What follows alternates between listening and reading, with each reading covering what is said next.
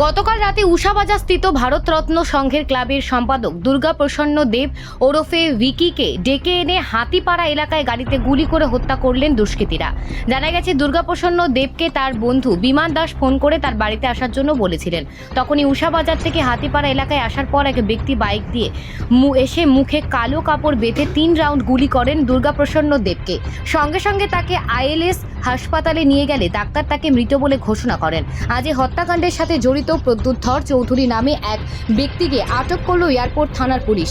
বর্তমানে তাকে আগরতলা পশ্চিম থানায় নিয়ে আসা হয়। চলছে আরও খোঁজাখুঁজি। उसके इंसिडेंट में क्या क्या अभी तक मिला है, थोड़ा डिटेल्स में बताइए। नहीं, एक इधर सालबागान में अराउंड 8 o'clock जो भारत रत्न क्लब का जो ये सेक्रेटरी है दुर्गा प्रसाद देव अलियास बिकी, उनको वो इधर सालबागान में आए थे। तो एक आदमी आके उसको 3 गोली शॉट मार के चला गया। तो वो जब तक हॉस्पिटल में लेके गए तो वो ऑलरेडी मर चुका था। अभी इन्वेस्टिगेशन चल रहा है। हम अभी रेड्स, बहुत सारा रेड्स कर रहे हैं और सस्पेक्ट्स भी हम लोग कुछ जीरो डाउन किया है। अभी भी इन्वेस्टिगेशन चल रहा है।